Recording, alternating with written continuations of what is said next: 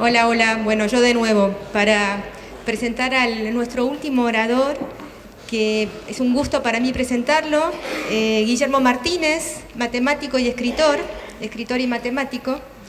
Guillermo hizo su licenciatura en matemática en Bahía Blanca, en la Universidad del Sur, y después vino a hacer el doctorado a Buenos Aires. Ahí es donde yo lo conocí, éramos compañeros de oficina en la época, compañeros de doctorado, de oficina, de materias incluso. Y ya incluso haciendo el doctorado nos deleitó Guillermo con su primer libro de cuentos, Infierno Grande, que a mí me encantó hace muchísimos años. Y después de eso tuvo su novela acerca de Roederer, que también es una cosa que a mí me encantó. Bueno, no voy a contar todos los libros y los libros de cuentos que escribió. El primer libro de cuentos de Guillermo ganó el premio del Fondo Nacional de las Artes, que es un premio muy importante acá en Argentina. Y bueno, después siguió, se fue a hacer un postdoctorado en matemática a Oxford. Tal vez eso lo motivó un poco para escribir su libro, que la mayoría de ustedes conocen seguro, Crímenes Imperceptibles, que fue publicado en España con el nombre de Los Crímenes de Oxford y fue hecha una película por Alex de la Iglesia. Y bueno, en algún momento de su vida Guillermo decidió como dejar formalmente la matemática, la investigación en matemática y dedicarse realmente a la escritura, aunque su obra siempre está teñida de la matemática. De hecho, se puede notar en el último libro que escribió, Los Crímenes de Alicia, también se nota mucho ahí la matemática. Y bueno, hoy, además de todo esto, es un especialista en Borges. Es un gran especialista en la obra de Borges. Y no sé, bueno, el acertijo de Babel a mí me recuerda el título de la biblioteca de Babel, pero no sé. Pero para hacer una relación con la matemática, eso va a hablar él. Pero cuando uno piensa en el mito de la Torre de Babel, donde los hombres en esa época hablaban todos un mismo idioma y muy de acuerdo porque se podían entender, empezaron a construir la torre para llegar al cielo y Dios ahí medio se asustó y dijo, demasiado poder en estos hombres. Entonces, ¿qué hizo? Los dispersó, los dividió y los confundió poniendo todos los idiomas distintos para que la gente no se pudiera entender más. Y sin embargo, como ya dijo Galileo, el idioma de la naturaleza es el idioma de la matemática. La forma de entender la naturaleza es el idioma de la matemática, que es un idioma común a todos los hombres. Así que, bueno, los dejo con Guillermo.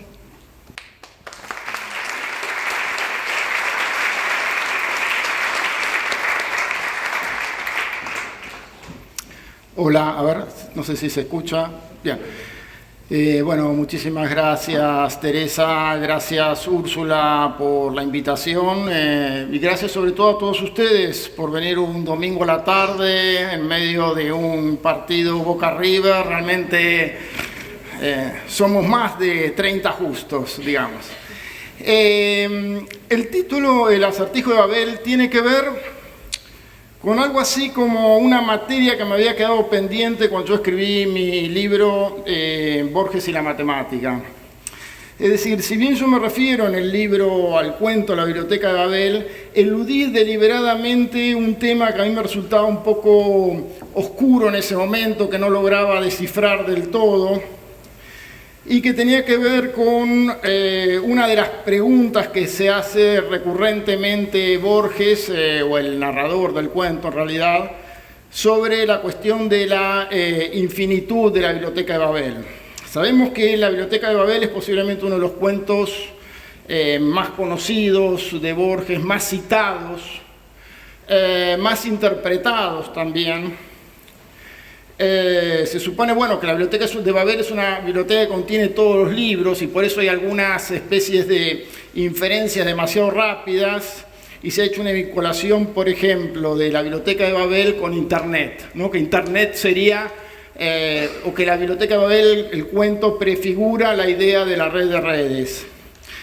Sin embargo, bueno, yo creo que ahí hay algo erróneo que también me interesaría comentar a lo largo de esta charla, porque en Internet, digamos, de algún modo está representado todo lo que sería legible, aún en diferentes idiomas, ¿no? O sea, cada país tiene su propia serie de links y de sitios escritos cada uno en su idioma, y de algún modo todo lo que se vuelca sobre la red es legible y tiene algún sentido para los usuarios de cada país y de cada cultura. Pero lo que domina sobre todo el cuento, una vez que uno lo lee y lo analiza más de cerca, es la desesperanza de sentido. O sea, el cuento de la Biblioteca de Babel es un cuento sobre una biblioteca que contiene todos los libros posibles, y eso hace a la vez como imposible detectar qué es lo que hay de sentido justamente allí. Para decirlo de otro modo, en la biblioteca están todas las combinaciones posibles, digamos, de una cierta cantidad de caracteres o letras del alfabeto, y eso hace que una pequeñísima parte sea la parte con sentido que correspondería en todo caso a Internet.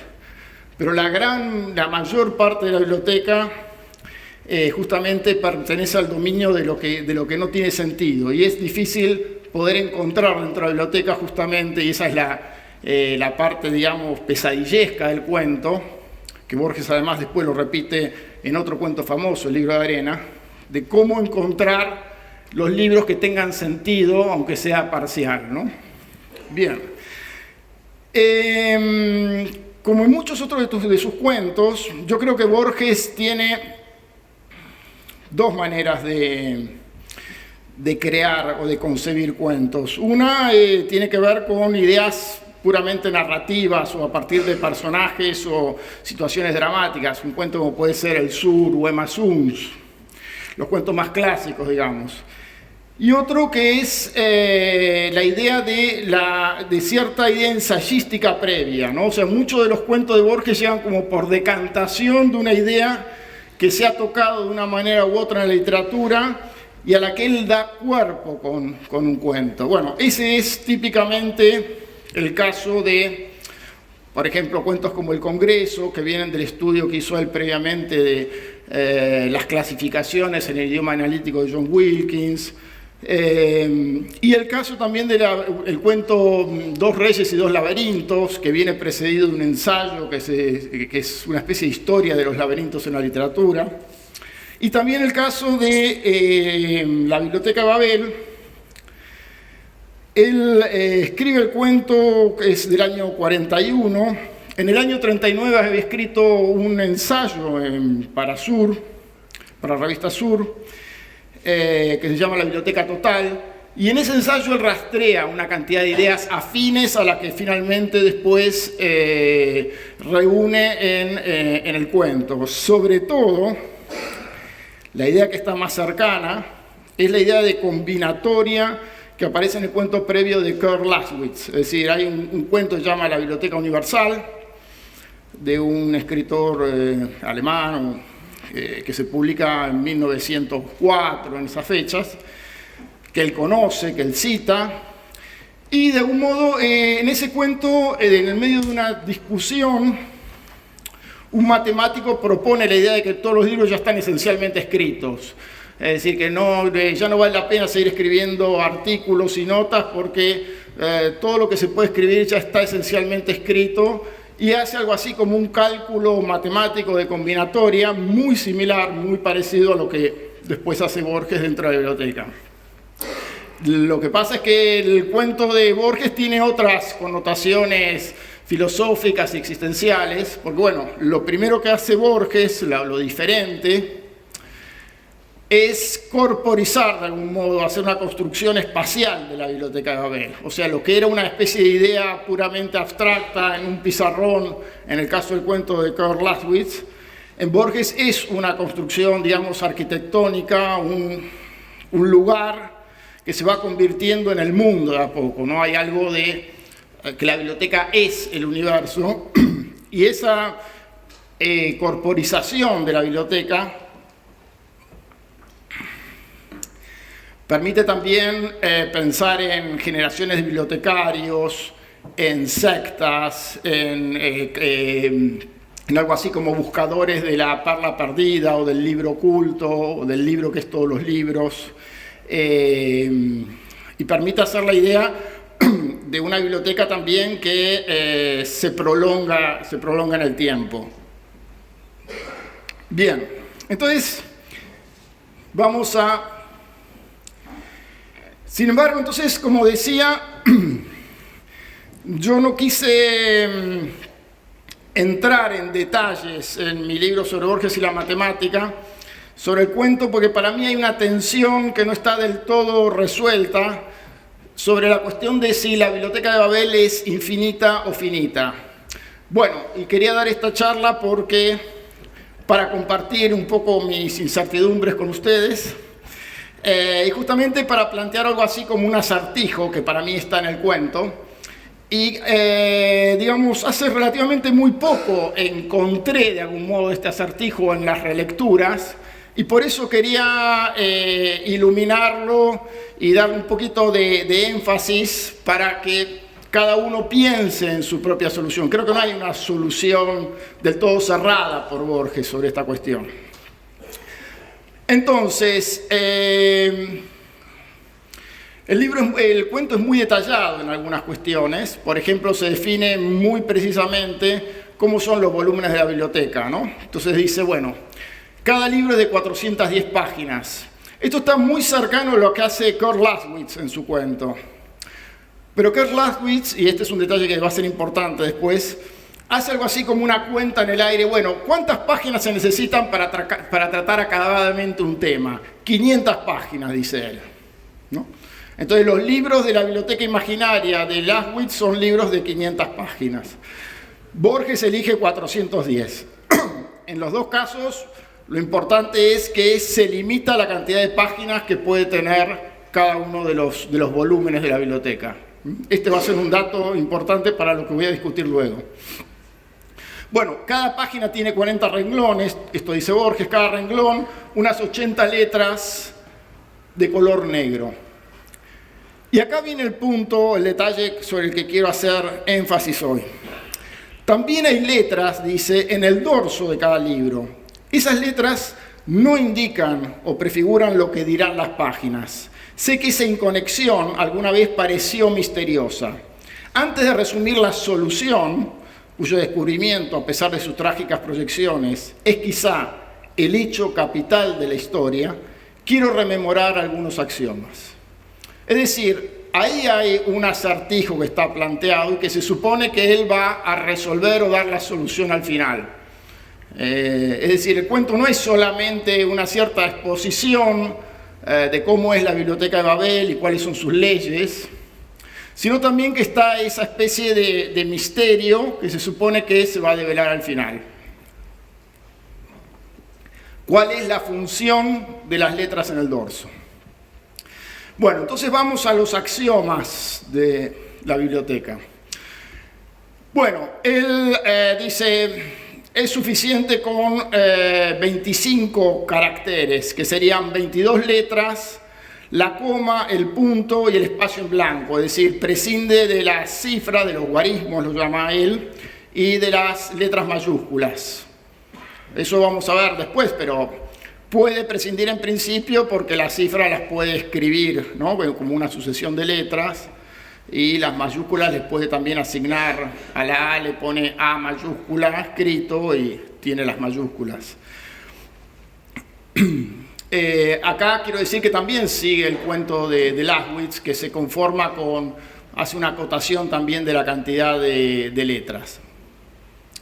En el caso de Laswitz es un poco más generoso y hace algo así como una especie de suma de las letras diferentes que aportan los distintos idiomas. Pero lo importante en los dos casos es que el alfabeto es finito, ¿no? El alfabeto es finito. Bueno, y la ley fundamental de la biblioteca, que es la ley por donde entra el sinsentido, digamos, ¿no? Por donde se filtra el sinsentido en la biblioteca, es que los volúmenes son todas las posibles combinaciones de los 20 y tantos símbolos ortográficos, 25, ¿no? Número, dice, aunque vastísimo, no infinito.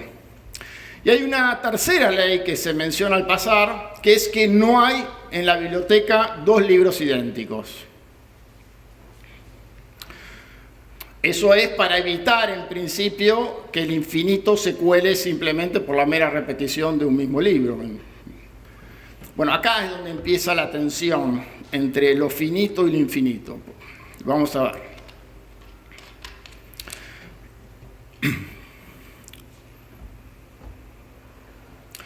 Bueno, recuerden entonces, cada libro es de 410 páginas, cada página de 40 renglones, cada renglón de unas 80 letras de color negro.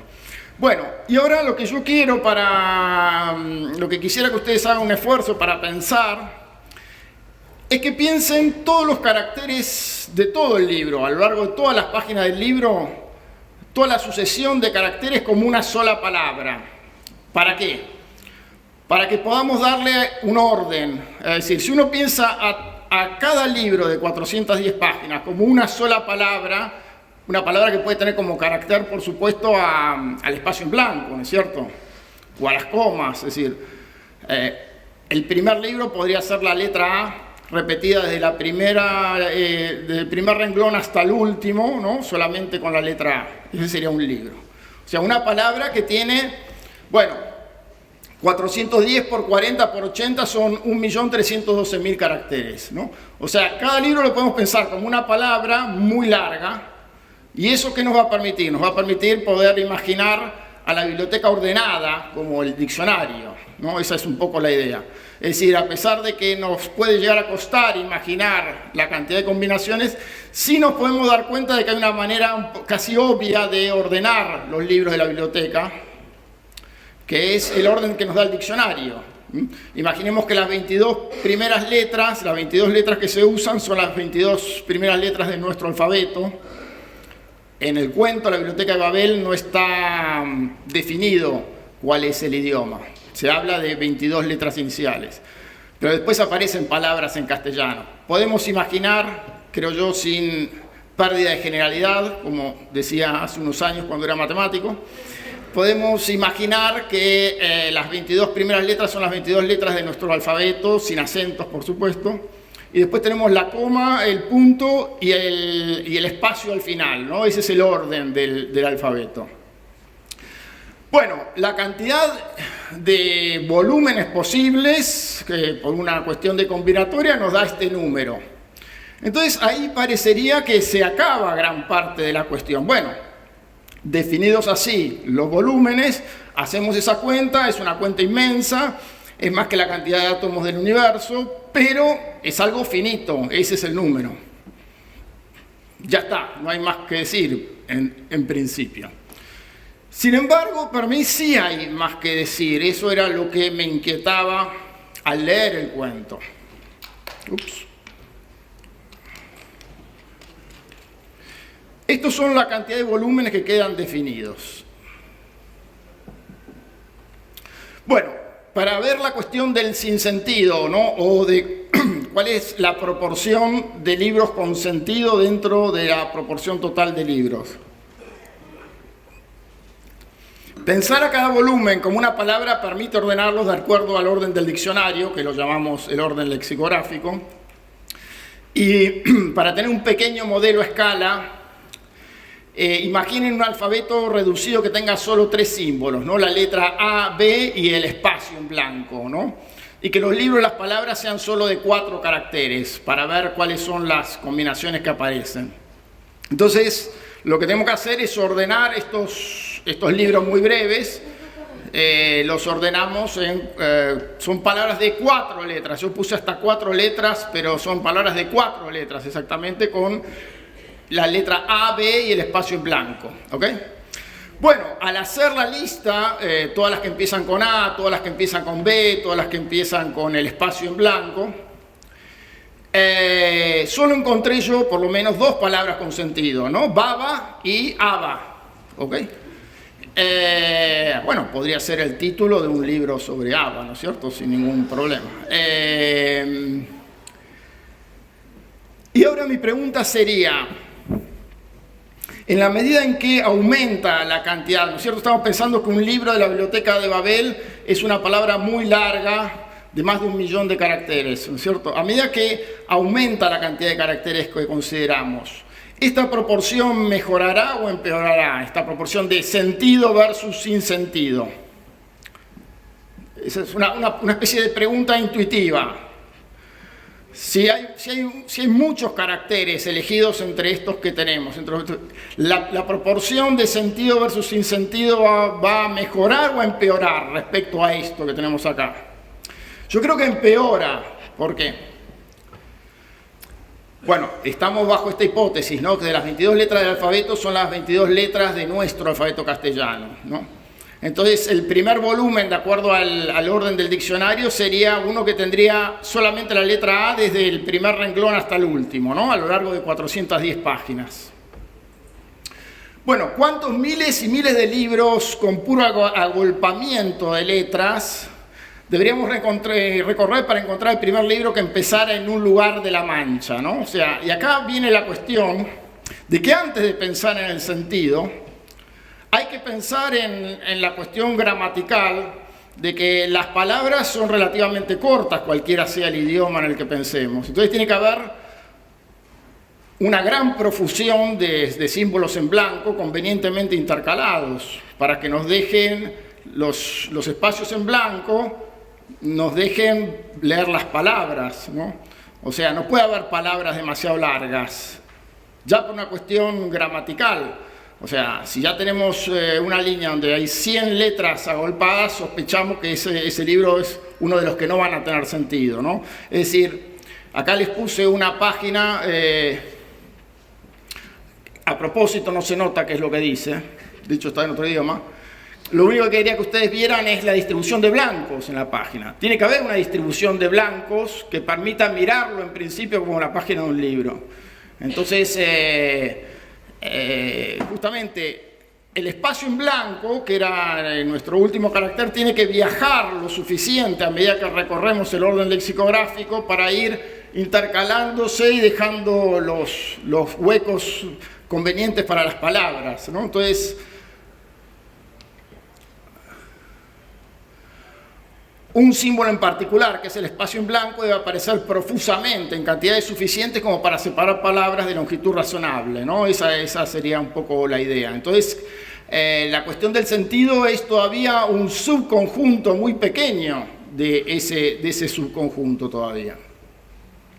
Y esto es lo que dice Borges de una manera más poética, ¿no? Dice, por una línea razonable o una recta noticia, hay leguas de insensatas cacofonías, de fárragos verbales y de incoherencias. Uno de los libros consta de las letras MCB perversamente repetidas de renglón primero hasta el último. Y dice, bueno, lo razonable y aún la humilde y pura coherencia es casi una excepción. Es decir, el sentido dentro de la Biblioteca de Babel es casi una excepción. Por eso digo que hay que tener cuidado con las metáforas demasiado rápidas sobre la Biblioteca de Babel y la web. O sea, para mí son casi ideas opuestas, ¿no? Bueno. Y acá están entonces dos problemas que yo percibía a medida que leía el cuento, o lo releía más bien, ¿no? Hay dos problemas incómodos en esta biblioteca que debe albergar todo lo que es dable expresar en todos los idiomas. Eso es lo que se propone Borges para la biblioteca. Una biblioteca que todo libro concebible existe en la biblioteca. Bueno, entonces, ¿de qué manera aparecen los libros escritos en lenguas con alfabetos diferentes? Que incluyen, por ejemplo, las letras mayúsculas, los acentos del español o caracteres como la O con diéresis del alemán. Ejemplos, en el mismo cuento hay ejemplos de palabras escritas con todos estos caracteres. Bueno, Borges lo resuelve un poco al pasar con la idea de codificar los nuevos símbolos o los símbolos de otros idiomas a partir de los 25 primigenios. Eso siempre se puede hacer, por supuesto, ¿no? Él lo dice así, de esta forma. Un número n de lenguajes posibles usa el mismo vocabulario. Biblioteca es pan o pirámide o cualquier otra cosa. Entonces, por ejemplo, las vocales acentuadas del castellano, la A con acento, podría representarse como la sucesión A acento, ¿no? O como la sucesión coma A, que es similar a lo que uno hace al apretar el acento en la computadora, ¿no es cierto? Eso sería, cada convención, pues se pueden fijar distintas convenciones en ese caso. Pero entonces eso afecta directamente otra vez a la cuestión del sentido. Fíjense, cualquier sucesión de caracteres ahora podría tener sentido no en nuestro idioma, pero sí en algún otro, e incluso en otro que no conozcamos, ¿no? Es decir, eso sí lo ve Borges y lo escribe expresamente. No puedo combinar unos caracteres de HCM, RLC, HT, DJ que la Divina Biblioteca no haya previsto y que en algunas de sus lenguas secretas no encierren un terrible sentido. Eso altera también la cuestión de cómo detectar lo que tiene sentido, ¿no? Tú que me lees, dice también, ¿estás seguro de entender mi lenguaje? Es decir, si se supone que está escrito el texto dentro de uno de los libros de la biblioteca, ¿cómo saber si lo que está escrito está en correspondencia con lo que nosotros entendemos por lenguaje? Bueno, y acá viene el segundo problema, que es el de la finitud o infinitud. Bueno, ¿qué pasa con la extensión de los volúmenes? Acá, para mí, hay un problema en común entre el cuento de Lachwitz y el de la Biblioteca de Babel.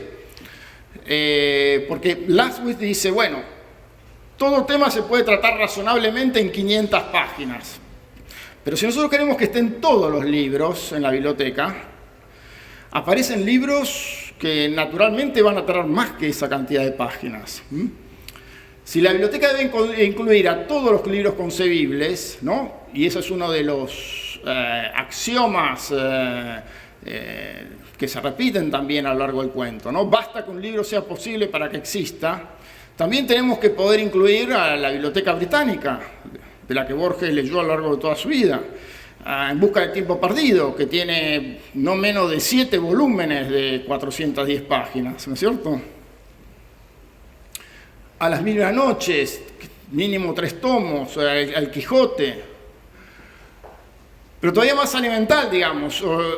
Podemos imaginar ese libro que sea solamente la letra A, desde el primer renglón hasta el último, y que continúe todavía un renglón más con la letra A. Ese libro lo podemos imaginar, un libro que sea puras A, y un segundo volumen donde necesitamos un renglón más de la letra A. Lo tenemos que partir al libro ese en 2 volúmenes. Es decir, tiene que aparecer, me parece a mí, acá entramos en el tembladeral de las opiniones, yo creo que hay que separar la noción de volumen de la de libro. Entonces, para mí, la idea del libro debe involucrar, si uno quiere que cualquier libro concebible exista en la biblioteca, debe involucrar la posibilidad de que pueda dividirse en volúmenes, ¿ok? Y señalarse como dividido en volúmenes, que pueda leerse como un conjunto finito de volúmenes. Y entonces aquí es cuando, también esto lo arriesgo yo, revelan su importancia y su función las letras en el dorso. Los libros de extensión más larga, que 410 páginas, pueden encontrar su lugar en varios tomos, tal como ocurre en cualquier biblioteca. Y yo sospecho, que quizá esa fue la idea inicial que tuvo Borges cuando alude a esas letras en el dorso. Es una clase de clasificación, como tienen los bibliotecarios en todo el mundo, que es la idea, bueno, de marcar los tomos, ¿no?, de cada volumen. Entonces, por ejemplo, las letras en el dorso podrían decir 1 de 3, 2 de 3, 3 de 3, es decir, una clasificación que dice cuántos volúmenes habrá en la biblioteca. Pero sobre todo esta idea, ¿no?, de que yo creo que tiene que separarse la idea de volumen, que corresponde a los objetos físicos, y la idea del libro, que pueden incluir varios volúmenes dentro de la biblioteca. Entonces, visto de este modo, por aquí sí se filtra el infinito potencial, por lo menos. O sea, aquí la biblioteca puede crecer indefinidamente. Las letras en el dorso, su ausencia, es una manera de codificar si un libro es parte de una sucesión de tomos, justamente 2 de 3, 7 de 10, o bien un volumen único. O sea, tenemos como si fueran 2 clases de libros. El libro que debe mirarse como un volumen único y el libro que es parte de una sucesión. Por eso las letras no tienen ninguna conexión, ni necesitan tener conexión con el contenido, solamente están indicando el número de volúmenes, ninguna conexión con el contenido. son solo una indicación de que el volumen es parte de un libro más largo y que los demás tomos también estarán en la biblioteca. Bueno, y acá llegamos a la parte más misteriosa del cuento, en todo caso. Vamos llegando al final y Borges no revela la función de las letras en el dorso. Es decir, es un misterio que queda sin... otro crimen quedará sin resolver. O sea, cuando el cuento ya está por acabar, solo reaparece la pregunta de si la biblioteca es finita o infinita, que es una pregunta que recorre todo el cuento. Esas dos cuestiones son las que predominan el cuento, ¿no? La cuestión del sinsentido y la cuestión de la infinitud. Fíjense, en el principio del cuento se dice, él cuando describe la biblioteca, la describe con unos espejos que duplican las galerías, ¿no? Los hombres suelen inferir de ese espejo que la biblioteca no es infinita. Si lo fuera realmente, ¿a qué esa duplicación ilusoria?, dice. Yo prefiero soñar que las superficies bruñidas figuran y prometen el infinito. Yo afirmo que la biblioteca es interminable, dice en ese mismo párrafo. Pero también se recuerda, cuando se dan los axiomas, que el número de combinaciones que da lugar a los distintos volúmenes, aunque vastísimo, es no infinito, ¿no? Es un número que ya calculamos. Y luego hacia el final, que es cuando uno esperaría algún hint, digamos, sospecho que la especie humana, la única, está por extinguirse y que la biblioteca perdurará, iluminada, solitaria, infinita, perfectamente inmóvil, armada de volúmenes preciosos, inútil, incorruptible, secreta. Acabo de escribir infinita. No he interpolado ese adjetivo por una costumbre retórica. Digo que no es ilógico pensar que el mundo es infinito. Quienes lo juzgan limitado postulan que en lugares remotos los corredores y escaleras hexágonos pueden inconcebiblemente cesar, lo cual es absurdo. Quienes lo imaginan sin límites olvidan que los tiene el número posible de libros, o sea, vuelve a hacer referencia a que hay una cantidad finita de volúmenes. Bien, entonces acá llegamos a la cuestión, ¿no? Hay en todo el cuento esta tensión entre dos condiciones incompatibles. Si la biblioteca se limita a los volúmenes que calculamos, es finita, no hay nada más que decir. Pero entonces no puede cumplirse que contiene a todo libro concebible, ¿no es cierto? Eso es como cuando nos dicen, bueno, los números naturales, si en algún momento alguien dice, bueno, son n con una n lo más mayúscula posible, le decimos n más 1, ¿no? Apenas nos dicen cuál es la cantidad finita de libros y podemos imaginar un volumen más que le agregamos con una letra A más, ¿no es cierto? O sea, un libro que contenga como volúmenes a todos los de la biblioteca y uno más. Es decir, hay algo ahí de la cuestión de lo concebible que va en contra de la condición de finitud. Pero si la biblioteca contiene a todo libro concebible, debería ser infinita, por lo menos potencialmente, en el sentido de que puede alargarse indefinidamente tomando sucesiones de volúmenes. Los libros podrían ser sucesiones de volúmenes indefinidamente largas. Bien.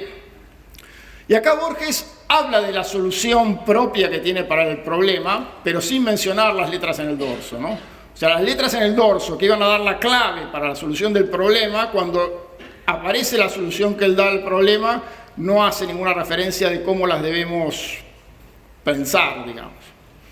Entonces Borges dice, yo me atrevo a insinuar esta solución del antiguo problema. La biblioteca es ilimitada y periódica. Si un eterno viajero la atravesara en cualquier dirección, comprobaría al cabo de los siglos que los mismos volúmenes se repiten en el mismo desorden. Pero bueno, pero atención, porque acá antes había dicho que no hay dos libros idénticos, entonces no, va en contra de una condición que él mismo da. Y bueno, y observar también sobre todo que no menciona las letras en el dorso en esta solución. Entonces, bueno, lo que yo digo es lo siguiente, que si uno admite que las letras en el dorso tienen que ver con esta indicación de poder tomar el concepto de libro como sucesión de volúmenes, sucesión finita de volúmenes, entonces las dos cuestiones son posibles, ¿no? ¿Por qué? Las letras en el dorso pueden explicar tanto la periodicidad a la que se refiere Borges como la expansión de libros de longitud creciente, que sería lo que daría la biblioteca ilimitada. Porque los tomos que conforman un libro mayor aparecen repetidos. Si uno está dispuesto a aceptar que el Quijote son 2 volúmenes de la biblioteca, ¿no? Que como libro el Quijote son 2 volúmenes, bueno, cada volumen en sí aparece una vez como volumen único, digamos. Y luego aparece repetido, pero ¿cuál es la diferencia? La letra en el dorso. O sea, lo que se diferencia no es el contenido, pero sí se diferencia en el sentido de que son como si fueran copias marcadas, ¿no? Marcadas por las letras en el dorso. Eso es lo que permite pensar a cada volumen por separado y un libro más que sería leerlo a la vez, que está indicado sintácticamente de esa manera. Entonces se repiten los libros, efectivamente, pero una vez lo leemos como volumen único y otra vez lo leemos como parte de algo mayor. No sé si soy claro con esto. Si hay un bibliotecario en la sala. Bueno, ok, ese es el punto crucial del asunto. Y sobre el ilimitado, bueno, gracias a estos símbolos en el dorso, la biblioteca puede expandirse, darle lugar al libro de longitud creciente. Imagínense, por ejemplo, ustedes quieran tener el catálogo de la indumentaria desde el principio de la humanidad. Entonces quieren tener por cada año cómo se fue vistiendo la humanidad a lo largo de los siglos y siglos. Bueno, es algo así como un libro que tiene que ir aumentando cada año, o sea, hay que ir agregándole volúmenes. En ese sentido debe ser ilimitada. ¿Ilimitada hasta dónde? Y bueno, por lo menos hasta donde alcance la grafía para inscribir letras en el dorso, ¿no es cierto? El espacio del dorso tampoco es infinito, uno puede garabatear con letras más chiquitas, pero potencialmente es infinito. Esa es la manera en que se puede expandir para mí, ¿no? O sea, de nuevo lo mismo, si uno quiere que todo libro concebible esté en la biblioteca, tiene que encontrar una manera de poder expandirla considerando sucesiones finitas de volúmenes. Si uno tiene esa posibilidad, entonces incluso con menos volúmenes iniciales se puede hacer ese juego, ¿no? Bueno, Borges cuando da su solución dice algo de que sería que se pregunta si sería esta la solución, que él se quedaba con esa elegante esperanza, ¿no? Entonces, que la esperanza de que la biblioteca sea periódica y limitada era lo que él finalmente pensaba sobre la biblioteca. Para terminar, 3 observaciones.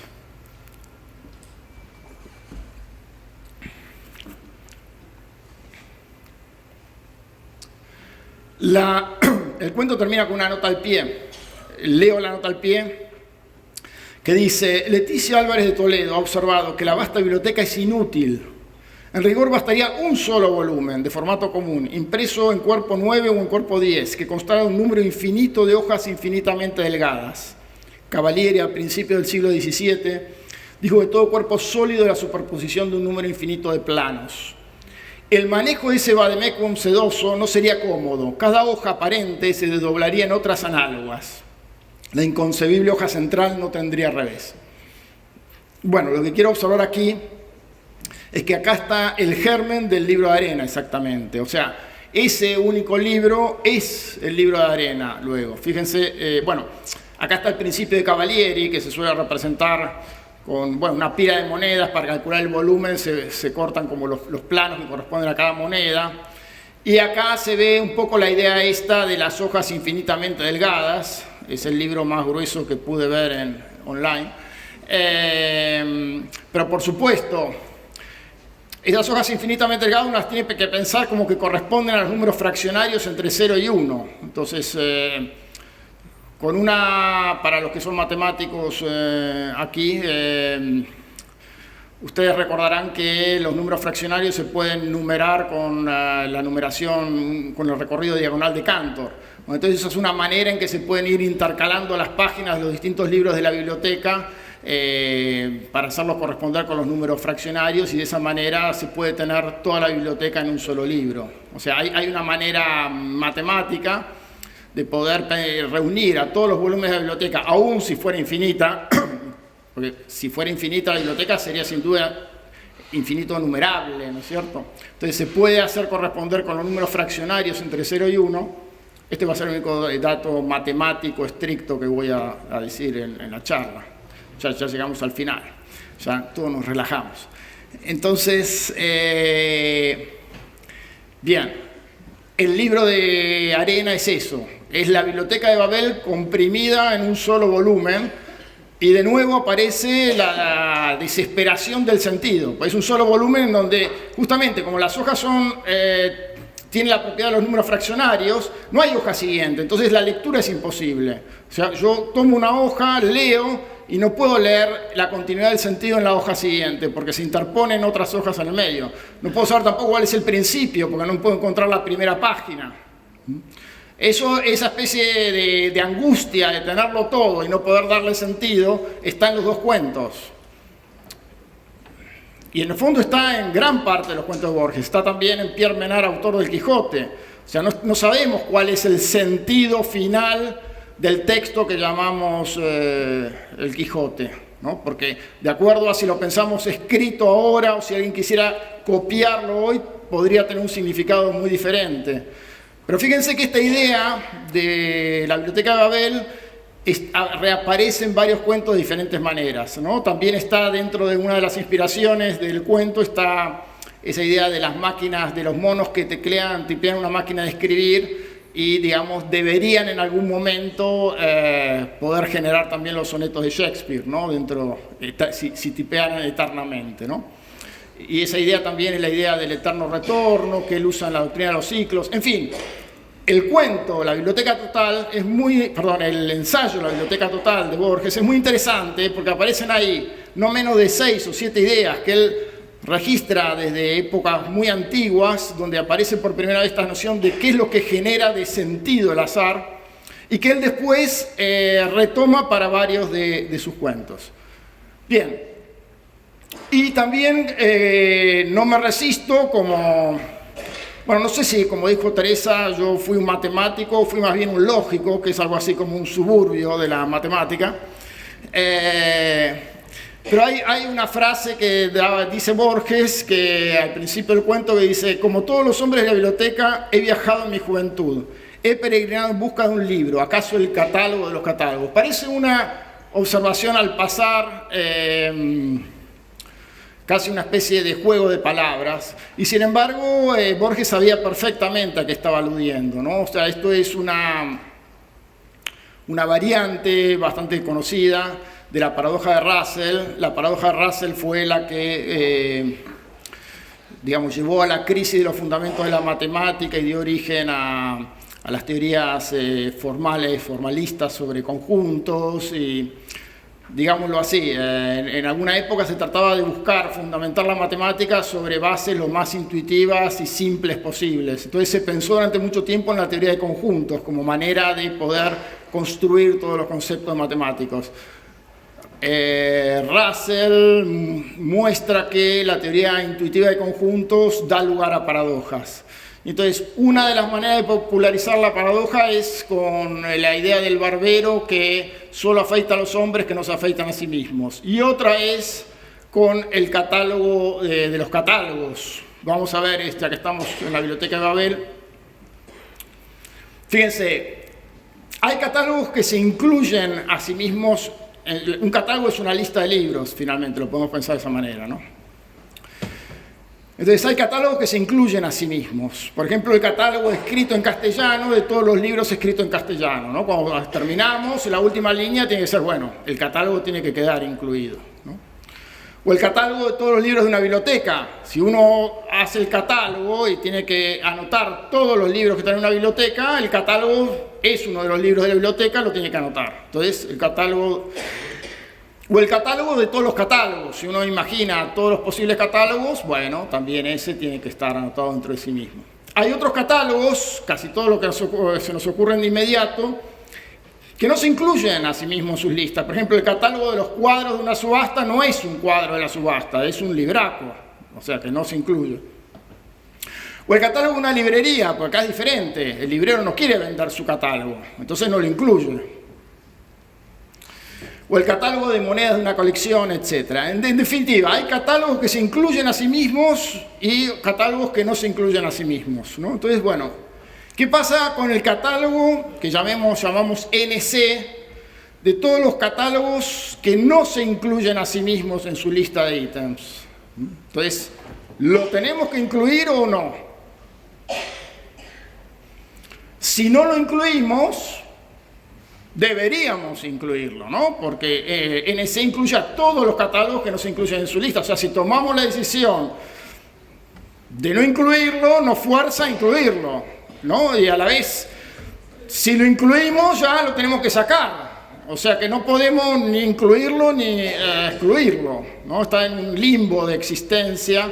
Recién hablaban en el stand-up de los conjuntos de los fuzzy logic. Bueno, hay ahí una indeterminación sobre la cuestión de la existencia, ¿no? O sea, la teoría intuitiva de conjuntos incluye la posibilidad de poder decir siempre si algo está o no está en el conjunto. Entonces, esto es una paradoja. Bueno, y ahora les hago una última observación para terminar. Todas estas cuestiones las discutí en su momento con Alberto Rojo, y él me hizo una observación que me parece interesante. Pensemos en el libro que constara de la repetición de 2 volúmenes sin letras en el dorso, de la letra desde el principio hasta el fin. O sea, un libro de 810 páginas, el primer volumen es la letra A del principio hasta el fin, o la frase, él me dijo, la frase que escribe el protagonista del Resplandor, ¿no? Recuerdan que el protagonista del Resplandor escribe una frase que repite una y otra vez, ¿no? O sea, 810 páginas con la repetición de lo mismo. O sea, 2 libros idénticos.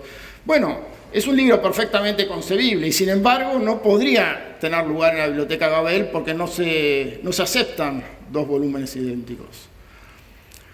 Bueno, esto es todo, amigos. Gracias.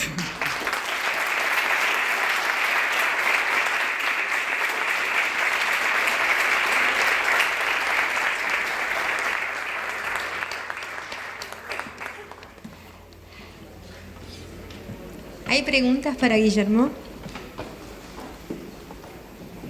Acá hay una pregunta de un Guillermo para otro Guillermo. Ah, ¿cómo estás? ¿Qué tal? ¿Cómo estás? Primero dijiste que, digamos, citando a Borges, que cada renglón contenía 80 letras en tinta negra. Y después entre los caracteres incluiste los lugares en blanco. Sí. Entonces, sí, bueno, pero él lo hace así, sí, él hace 25, considera el total. Sí. Está bien, pero para él la cuenta, o sea, da finito, pero es otro número. Le dije a mi hija antes de venir, seguramente algún matemático me va a decir... Esta es la cuenta que hace Leonardo Modido y es la cuenta que hace también Karl Lachwitz. Considera todos los caracteres iguales en el fondo, ¿no? Pero el espacio se podría hacer negro también, ¿no?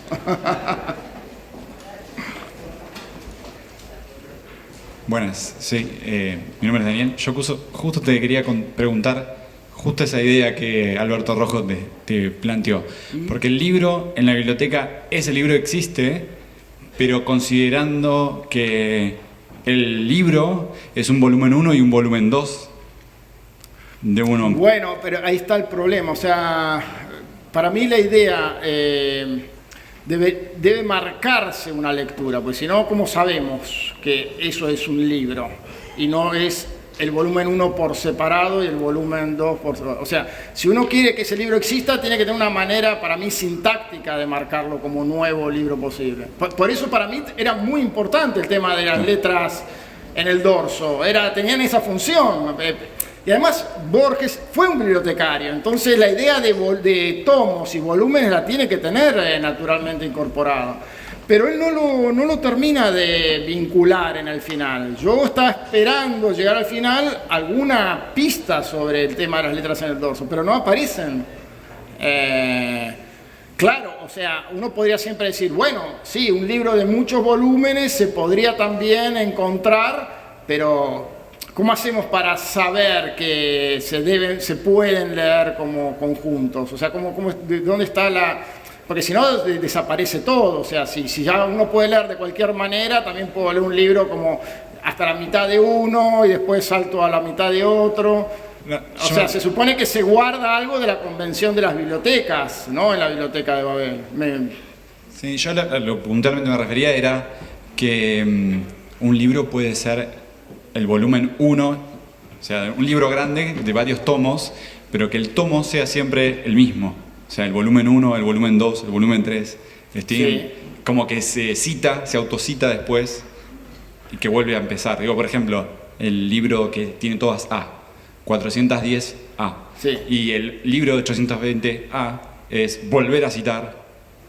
Como Claro, que el volumen pero... 1 y el volumen 2 es el mismo libro. No sé si eso es... Bueno, está ahí pero ¿cómo se marca que eso, se puede hacer, que eso es una de las leyes del juego, ¿no? O sea, No es tan claro. para poder leerlo de maneras diferentes, porque eso te fuerza a leer algo como volumen único y volumen dentro de una serie de dos maneras diferentes. ¿Cómo marcas que se puede hacer eso? Ese es el punto que yo tenía. Por eso no quise escribirlo todo esto, porque me parece algo muy elusivo y muy dudoso. Si él hubiera dado algún dato más, esta es como mi hipótesis, ¿no? Les aclaro que discutí muchísimo con Alberto Rojo sobre todas estas cosas, ¿no? O sea, que comprendo que pueda haber 1000 dudas sobre esta cuestión, pero me parece a mí lo más razonable. Si uno dice que la biblioteca es ilimitada y periódica, pensar que lo periódico viene de que uno se reencuentra los libros, a veces como volúmenes y a veces como tomo de otra. No sé, eso es lo que pensé yo. ¿Alguna pregunta más? ¿Algún comentario?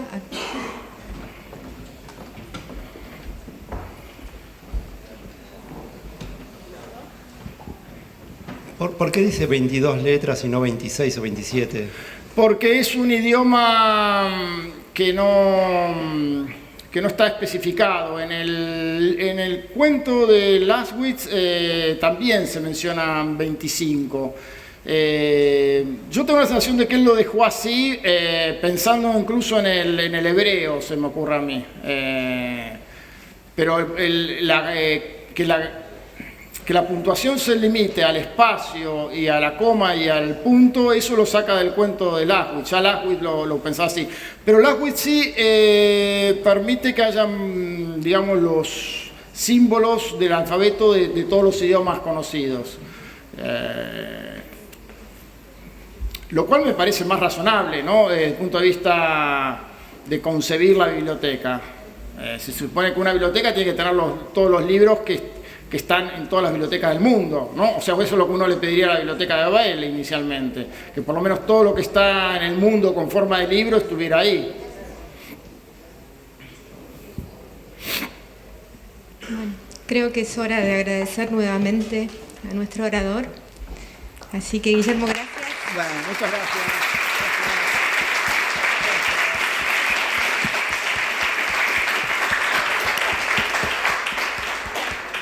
Y aprovecho para volver a agradecer y felicitar a los organizadores y a todos ustedes por estar aquí. Así que...